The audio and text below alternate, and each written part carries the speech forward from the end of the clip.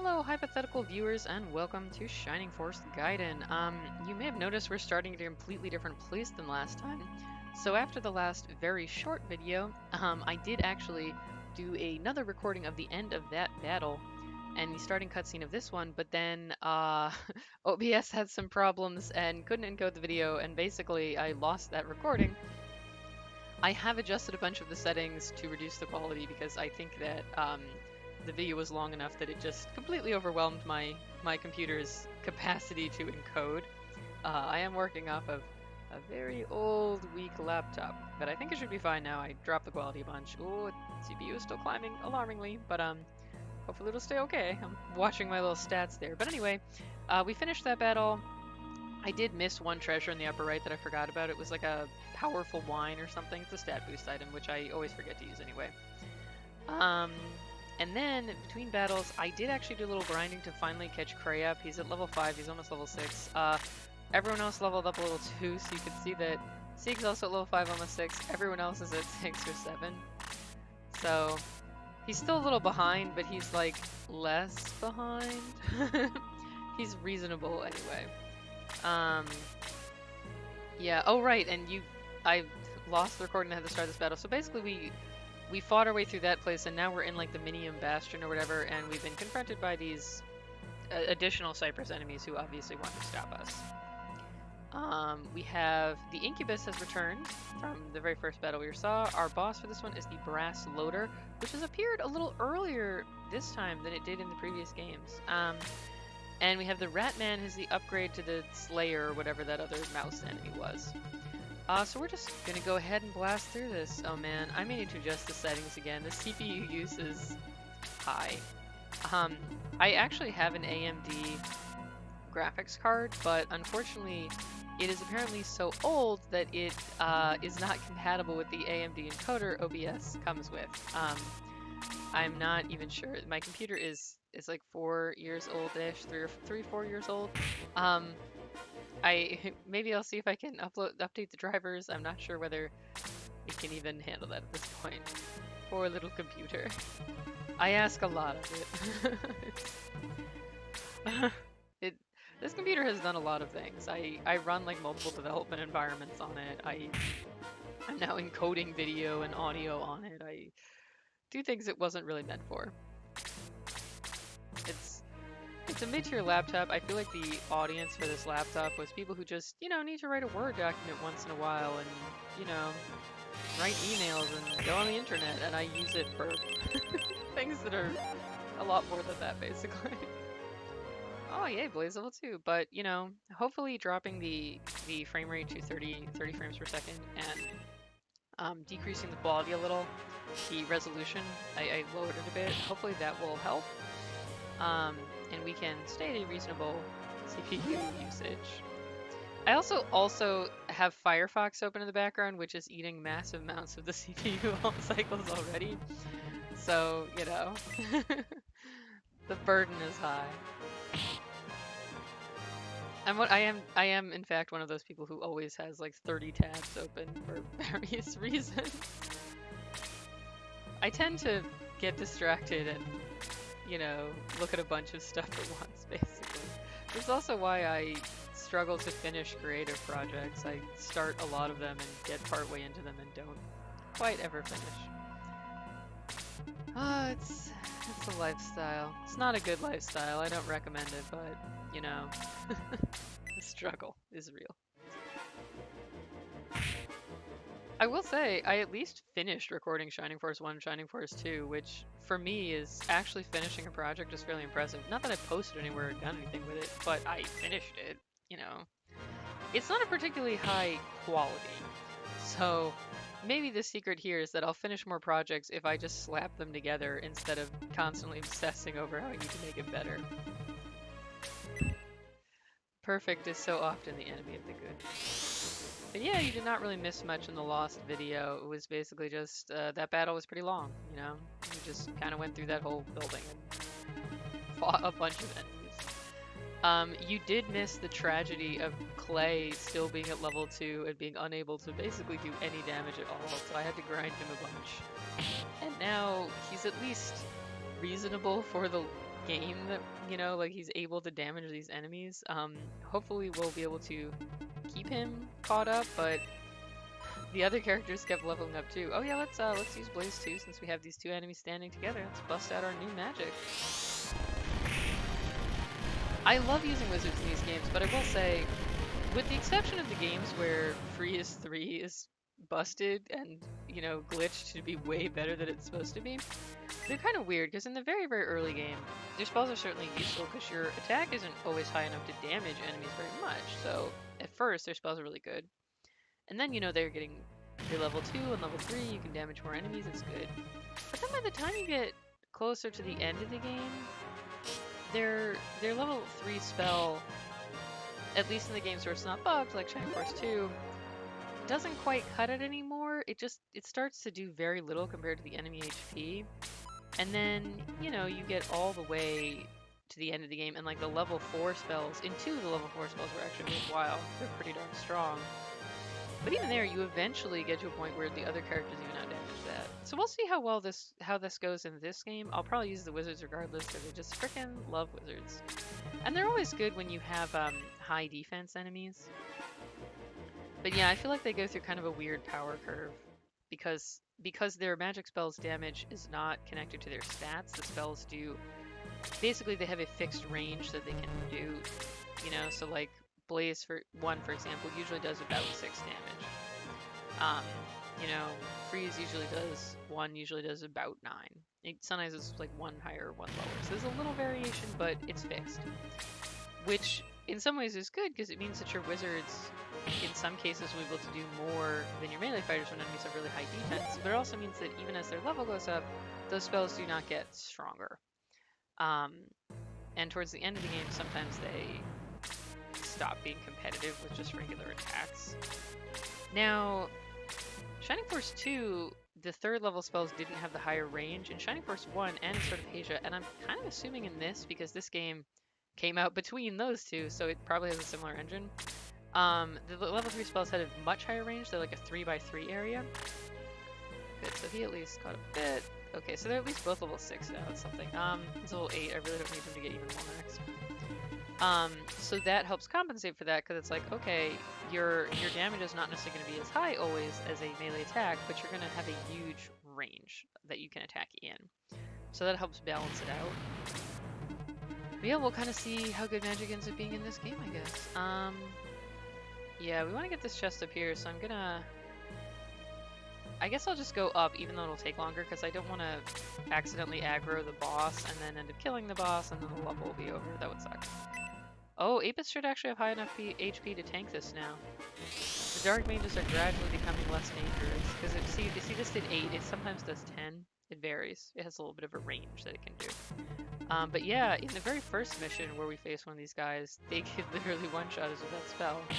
And even in the previous mission, where the boss was a dark mage, we had to be wary. But now we're getting to the point where we can handle 1 hit of Blaze 2, and they can only do 1 hit because of their low MP. Although before you know it, we'll be fighting, upgraded mage enemies that can hit us multiple times. Okay, it's good to get a little extra exp. I'm hoping that I'm trying to keep the monks competitive with everyone else. It's tough. I'm wondering if maybe they don't have very good agility or something, because I feel like they're not getting their turns very often. I will say that's why in Shining Force it can be hard. 11 and 9. Yeah, so their agility, Cray at least, is, well, Roos is not great in terms of agility either, but yeah. And I don't know if agility is even the only thing that contributes to the turn order. There may be other factors that I'm unaware of. The game doesn't really tell you about how all that stuff works. But yeah, once characters fall behind in Shining Force, unless you deliberately grind and put the effort in, it can be hard to catch them up, because not only can they do less damage, so it's hard for them to get KOs, and KOs are where you really get the most XP. You get basically half a level worth of XP, assuming that you're not grossly over-leveled yourself. But it's hard for them to get KOs, but they also start getting their turn less often because their agility is not keeping pace. So it's pretty easy for characters once they fall behind to get further and further behind. It sort of compounds, um, which is kind of an artifact of how the game does its turn system. So I'm hoping to not let them fall too far behind because it's kind of a pain to have to grind finish that. Okay, so he's pretty close to level 7. Can he get this KO? Well, he can't right now, but, you know, give another turn. Yeah. Because with one more KO, he'll be at level 7, and then we'll kind of have everyone pretty even. I feel like I worry more about keeping levels even earlier in the game, and then by the end of the game, your characters have gotten so strong once you've grinded everyone up, promoted them, and you know, at that point, it's just like, it's a free-for-all, because they're so powerful it doesn't matter anymore. That's an enjoyable part of the game. It's like a reward for all of the time you put into leveling. That's just how I personally play this game. You could also, like, not do that and challenge yourself more. If you enjoy just challenging Shining Force. I think it's fun to just get over leveled and blasted the entire game. I don't do that with every game though. Sometimes I prefer to play games in a harder difficulty, so it's more tense, and you know, you're like, you have to like strategize more carefully. But Shining Force is just not a game that I feel that way about. Okay, so now everyone's at least level 7, so everyone's at a reasonable amount. That's good. Get that chest. Careful here. Did Bruce need healing? I think Bruce might have a good deal. He did. Okay, good. Yeah, it's just getting a little more smooth. You know, I feel like that's like a very characteristic part of this type of game where the first couple levels you're just desperate. Your characters are all incredibly weak. You have no items. You're real bad. But then, you know, you get a few levels in and you're like, okay, now we're starting to get a little more reasonable. We're getting a bit more powerful. Gotta be careful. Wendy's low on health.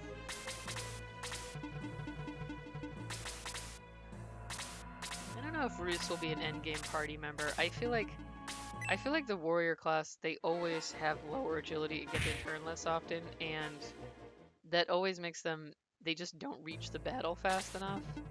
So I feel like that's just always a problem with them. So we may or may not, you know, it depends on who else we get in the party. I think Wendy will definitely be an endgame party member because I really love using mages. In every Shining Force game, like my mages. Magic is just very fun. Nick, we're obviously required to have an endgame party member. I generally keep archers in the party, so Shade may end up being an endgame character. And it's always good to have some centaur characters around, so Apis may also stick around. I don't know whether I'll keep the 2 Master Monks or not, because if I remember correctly, you get a lot of different, or not Master Monks, just regular monks right now. One day. You actually get quite a lot. Oh, a middle sword, very nice. I think Nick can use that. I'll be very boss. You actually get quite a lot of healers in this game, if I remember right, and there's at least one that I definitely want to use. Spoilers, but basically we'll get a character called Mayfair who also appeared in Shining Force Sword of Asia, so I have some nostalgic fondness, and I'm like, oh, obviously, in that game she wasn't a playable character, she was, you know how Lo, I think it's Lo, is like our mission control guy in this game who when we go to camp is like, oh, what do you need, Nick, and does all that? Mayfair has that role in the second Gaiden game, which in the US was called Sword of Asia. So I definitely have nostalgia for the character and want to use her in my party, since in this game she's actually playable. And this like explains who she is. In that game she's just already like part one of your pals at the start of the game, because it's, you know, it happens chronologically after this game. But this game will actually like learn who she is and how she joined the Shining Force. So I'm hyped for that. And so I don't know whether we'll keep both of our monks or either of them. You know, I'll kind of see what other characters we get. I haven't looked too far ahead. Oh, another character we'll get, I believe, that was also in Sword of Asia is a character named Claude, who I always use in Sword of Asia playthroughs, so I'll probably use him here too. Love Claude, he's so good. But yeah, other than that, you know, I guess we'll kind of play it by ear. Yeah, you honestly don't get a ton of party member slots in Shining Force games. I feel like you really only ever get... I'm trying to picture it in my mind. I feel like you usually get, what, like 15 or something? And that's kind of it. So you only get so many characters.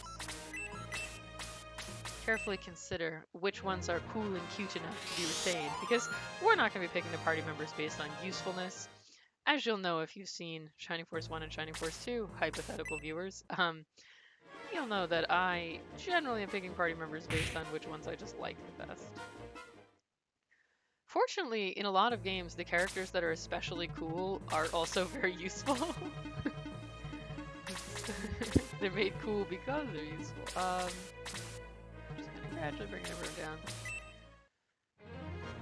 But yeah, so we'll see. Okay, I think we're getting towards the end of this here battle. Just a couple more attacks. Can't really do anything right now, sadly. He still has enough MP for heal, so we may as well get some in. Every turn that they heal is a free 10x, right? So, never hurts. At this point, he has 14 experience, so, you know, he can, that's like a spare, what, 30x or so per battle? No, more than that, spare 40x per battle if we use all his heals, so it's well worth doing. That's almost half a level.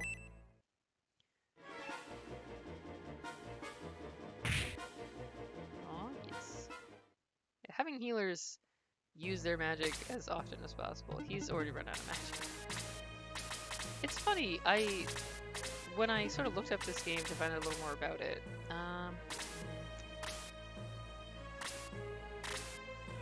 yeah, I'll just get the KO now. Let's wrap it up. You know, we're recording here. In theory, someone might watch this someday. In theory, it's possible. let's try to keep it snappy.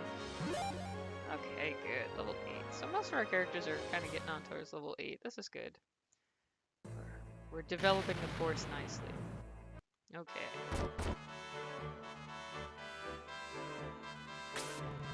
It's Claude! I literally just mentioned him. I'm Claude from the Cypress Resistance. And now that you've seen him, I didn't want to spoil it, but if people who have seen Shining Force 1 and Shining Force 2, if indeed such people ever exist, will know that I pretty much always use the bird characters. I came to this island to join you. We've heard about your expedition. How can we help? I never realized he was originally from Cyprus, and he's like one of the rebels. Claude the Birdman has joined the Shining Force. Because in the second game, like, you don't hear that much about his backstory. He just joined your party at one point. Ah, I'm very excited. This is a party member I like a lot. Claude, press the hidden button. My ship is anchored over there. I'll take you to Asrit Island. Near Asrit Island? Near the Cyprus battlefront. My friends will be glad to meet you. So we're basically joining the Cyprus Resistance. Yeah. The plot is moving quickly. Thus, Nick and the Shining Force freed Miniyom and left for Asrit. But victory was still far away in the dark heart of Cyprus. Whoa. Wow, this game only has 4 chapters. Chapter 1 came to an end quite quickly. Maybe they're not all the same length. Chapter 1 might be kind of like just our little prologue of how we got to Cyprus. You know, because it's like we saw kind of the intro of the story and how our ship crashed, we ended up stranded, and then we had to join the Cyprus Resistance and hoof it over the mainland. Would you like to record your adventure? Sure, even though I'm actually using save states because I can't get the emulator to save for reasons I'm not sure of. Chapter 2. Maybe this is just a short game, I don't actually know. Sword of Asia isn't that short, though. Asrit Island was overrun.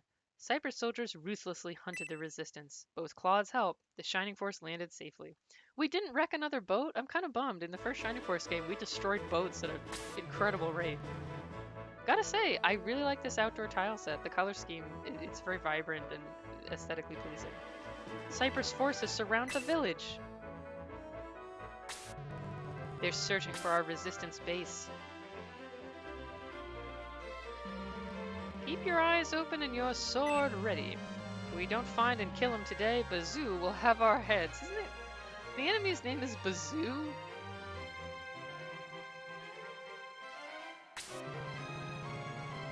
Who are they looking for? Must be someone important. Come on, let's make sure we find him first.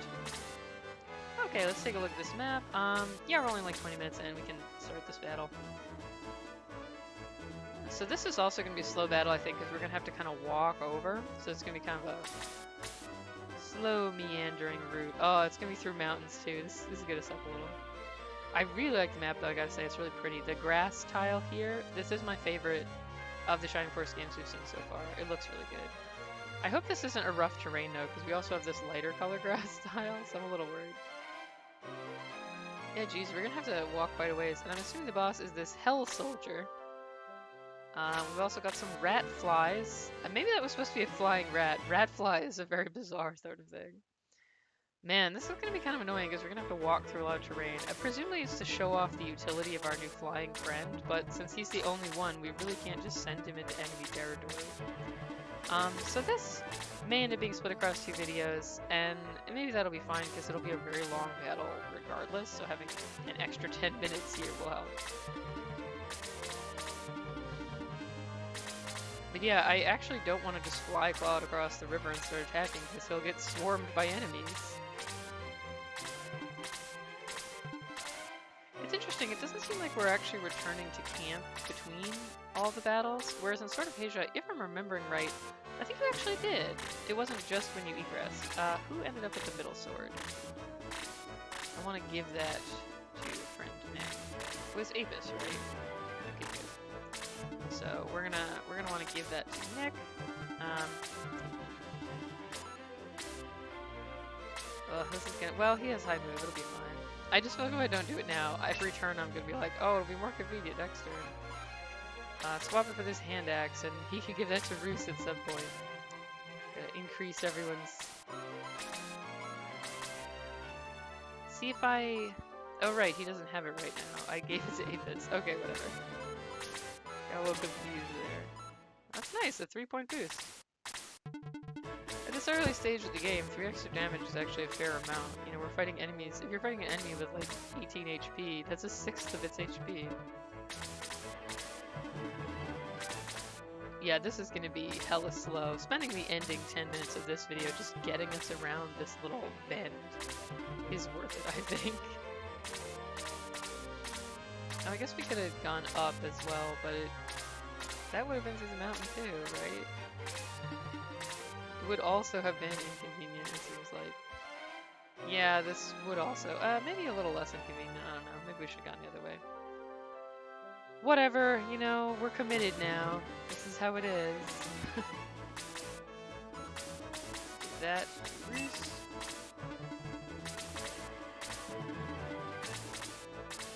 Even if this commentary is a little boring, at least you have this excellent Shining Force music to listen to in the background.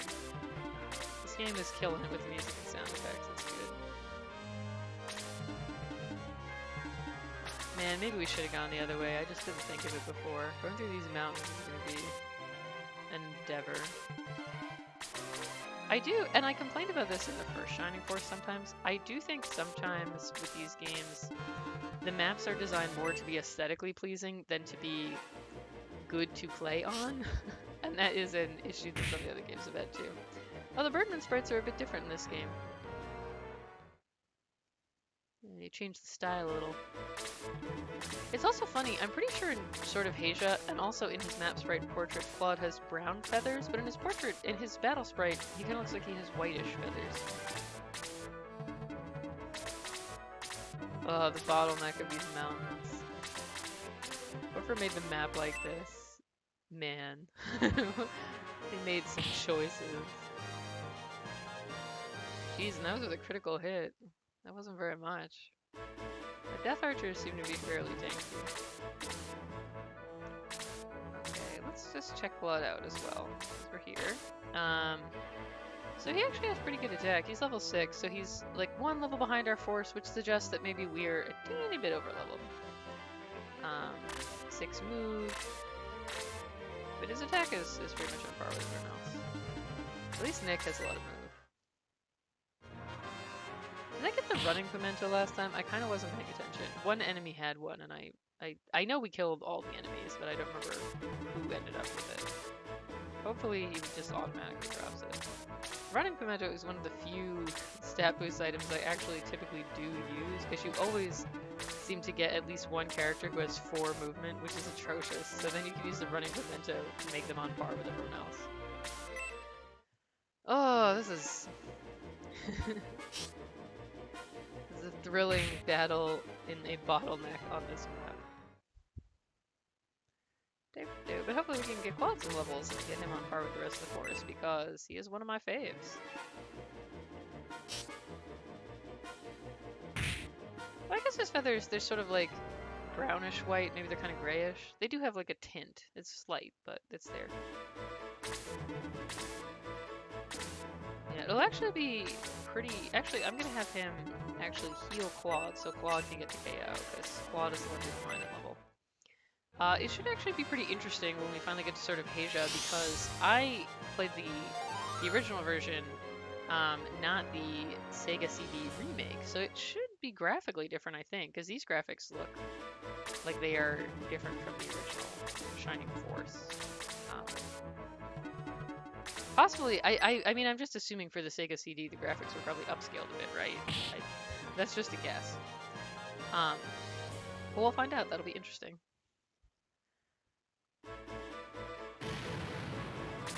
It could be the case that they weren't, that it just looks different from Shining Force 1, because it was on a different system. Shining Force 1 was on, I think, the Sega Mega Drive or something. And I think the Gaiden games were on the Game Gear. So they were different systems from the beginning. I just feel like the portraits look slightly more detailed than I remember from Sword of Asia. But it has been quite a long time. I actually still have the Sword of Asia from the Virtual Console on my 3DS, so I could check, do a side-by-side comparison. For myself, not on camera. I don't have the means to record from the 3DS.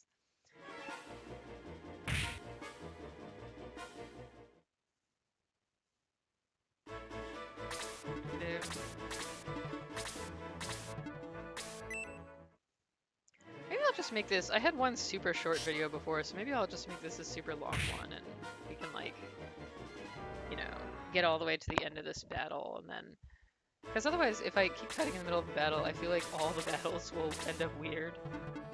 All these strange, short, you know, half battle here, half there. We'll just go a little longer. And also, I mean, when you think about it, does it really matter how long each video is? Again, it really doesn't seem that likely to me that other human beings will ever see these. They'll just live on a hard drive until they decay with the inevitability of time. This is like my art journal that's just filled with my random doodles and stuff that no one else will ever see. Or all of the many bits of fanfics I've written that also no one else will ever see. This is like my just entire MO of creative projects. They're just fun to make.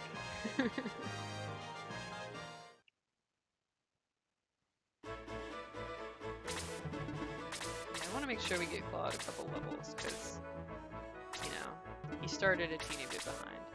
Just by like one level, but I want to keep an eye on that. Tons of these rat men. It is kind of funny that, like, Claude presumably lives in Cyprus. He's a citizen of Cyprus. And you get the impression that these enemies were also from Cyprus. Like, it doesn't seem like Cyprus was conquered by them. It kind of seems like they're just in power and decide to attack everyone else, and the resistance doesn't want that. And yet the enemies are all these weird monster things, but these citizens of Cyprus appear to be basically just the same race as we always see in Shining Force games. So for some reason the enemies are always monster things, even in cases where it's not clear why. We saw this in the first game with Runefaust as well, where all the enemies were these weird monsters, but when we actually got to Runefaust, it was full of humans. But I think the monsters had all been like summoned by Dark Dragon or whatever, so they weren't the original citizenry of Runefaust. They were like created. So that could be the case here too. Maybe. I mean, in a way, I'm kind of assuming it is, because I feel like that is every Shining Force game. It's like whatever the enemy kingdom is, they end up having been taken over by some evil force, and the actual people of the kingdom are fine. That's usually what it is.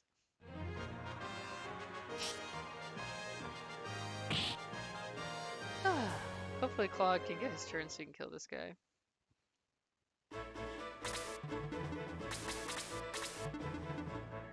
Alright, one's in range to heal either. Bang.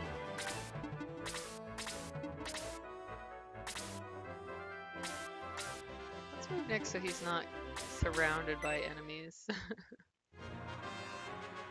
Get someone else to stand next to him. Oh wow, Nick double attacked and just destroyed that rat man. Very good, Nick. The main characters in these games usually end up being fairly strong, so I have high hopes for young Nicholas.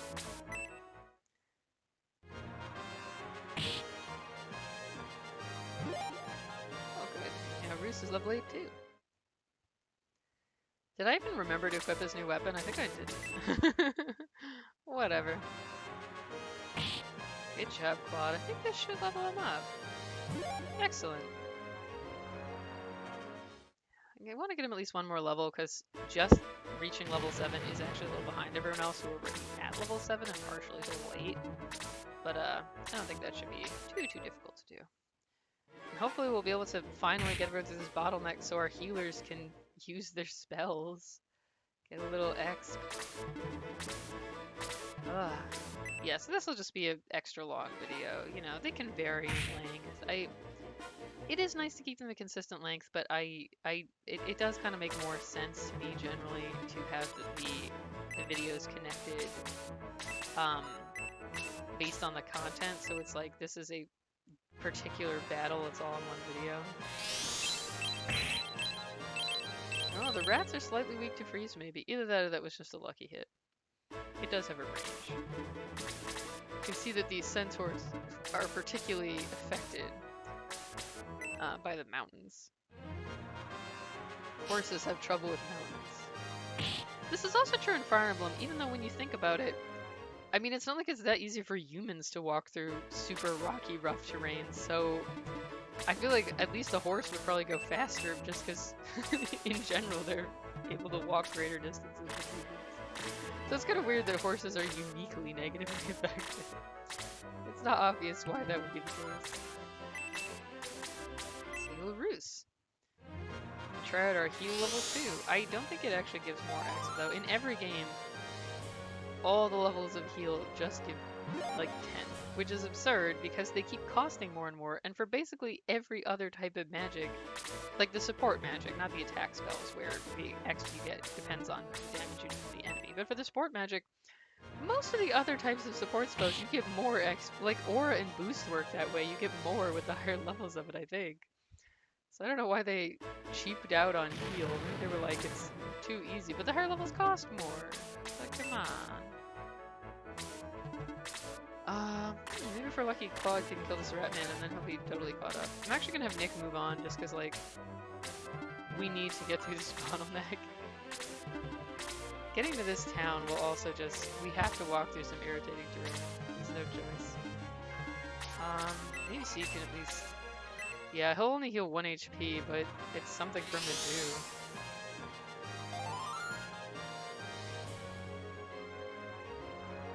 There we go. At least he got a little XP, since we weren't able to get him very close to the actual enemies.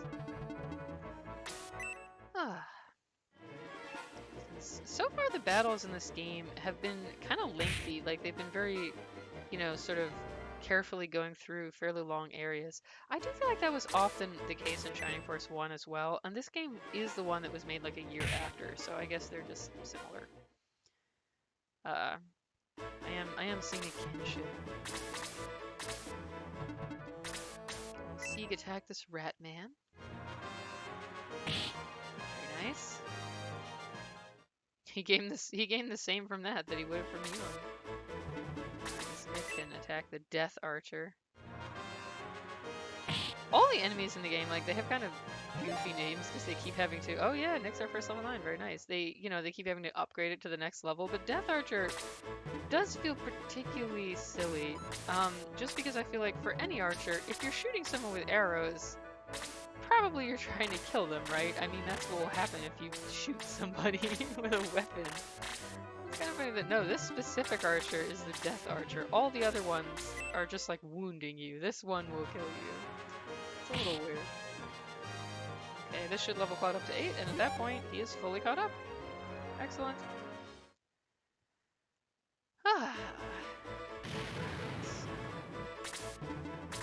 It's gonna take ages. But we will get to a town after this, so that'll be a nice little break from battles. And we're already on chapter 2. But again, I do not know whether every chapter is the same length. It's possible that chapter 1 is like a short one. It's just kind of introducing you to, you know, the story. It's kind of like the preface or something, or maybe the prologue, you know? Yeah, the prologue. The preface is not what I meant. But, and maybe like the middle chapters will be a little longer, and then 4 is just the wrap up or something. It could be the case. Oh man. Enemies with magic are still tough, because at this early stage of the game, you know, 7 damage is a large chunk of our health. Should probably heal Nick up here, but hard fuck.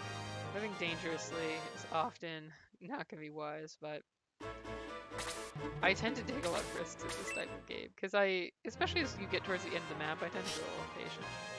Especially in Shining Force, because you can just res people when they die, so, you know, unlike in Fire Emblem where I'm much more likely to be hyper cautious, in this game it's like, whatever, if they die, I'll just res them.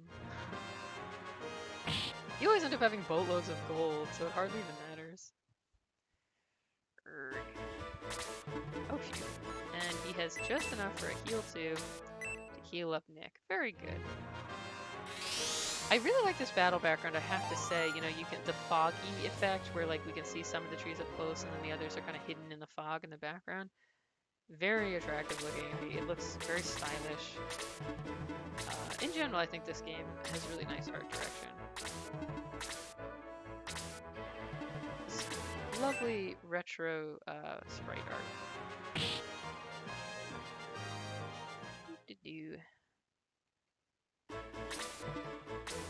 Yeah, so we're finally in mainland Cyprus here, so I guess in this town we'll kind of meet more of the citizens of Cyprus and learn a little bit about Cyprus.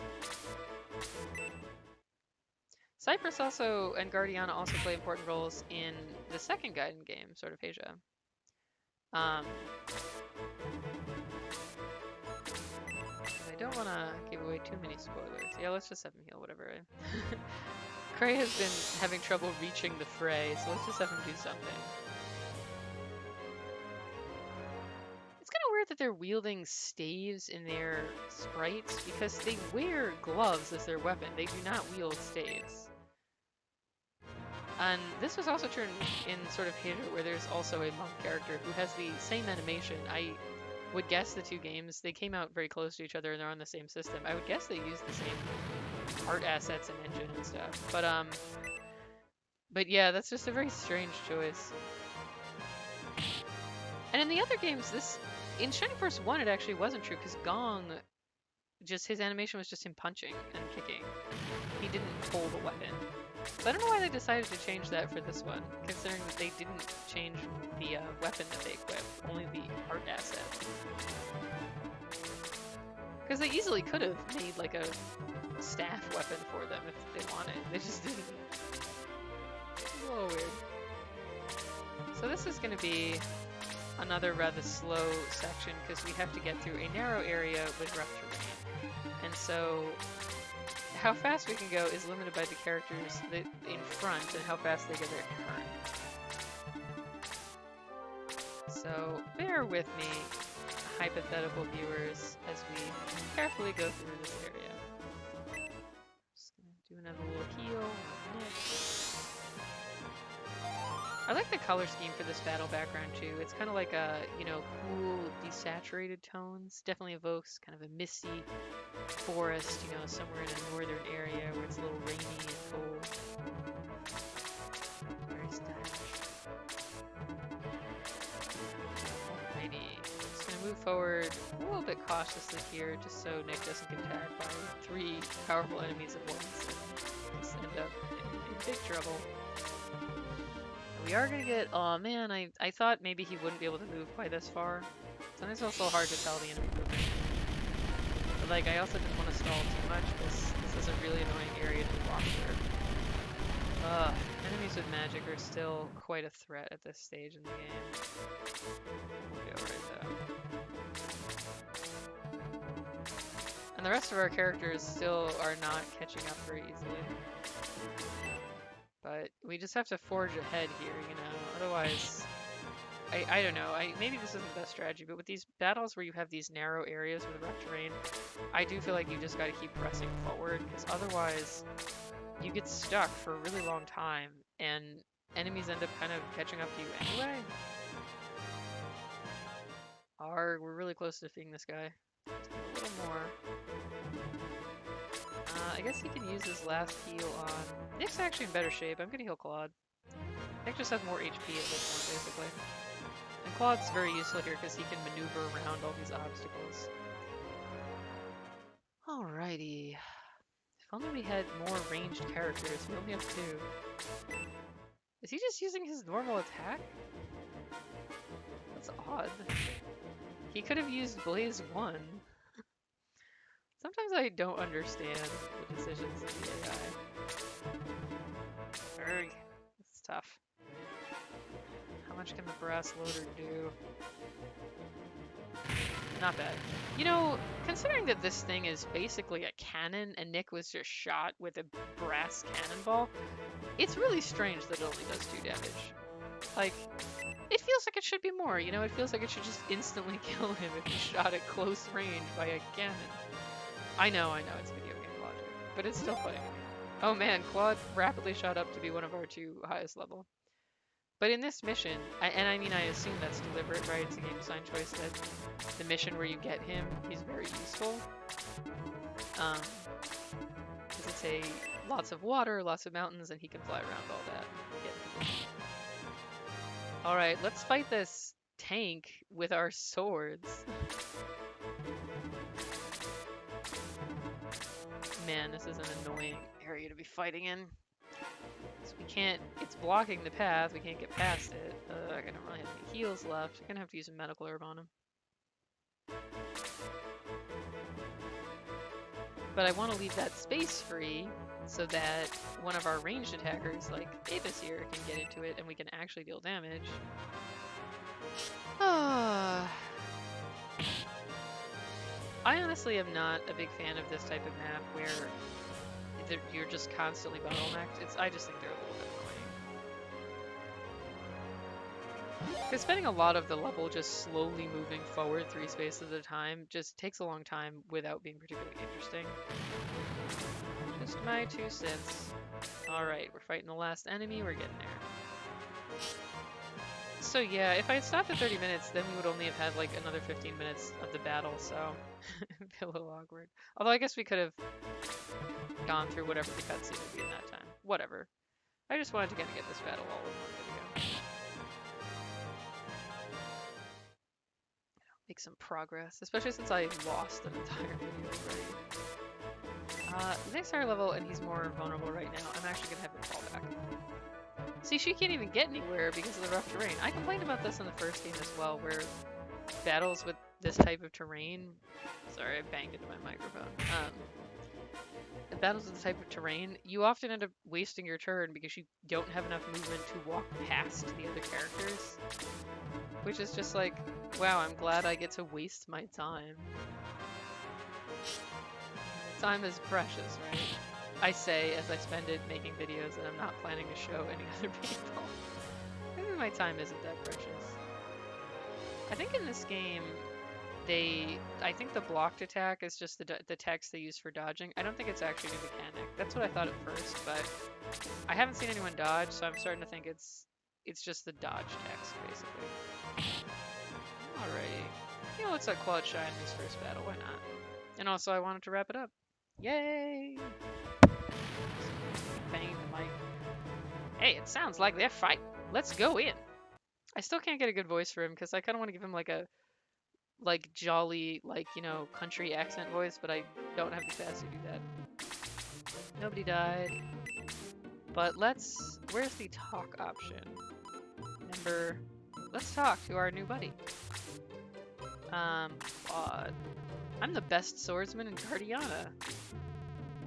Wait, are you from Guardiana? I thought he was part of the Cypress Resistance. Maybe he came from Guardiana to help them. Okay, but we are at the end of that battle, so before we head on to meet the rest of the resistance. We're going to pause the video here. So in this one, we met Claude, who's one of my favorites.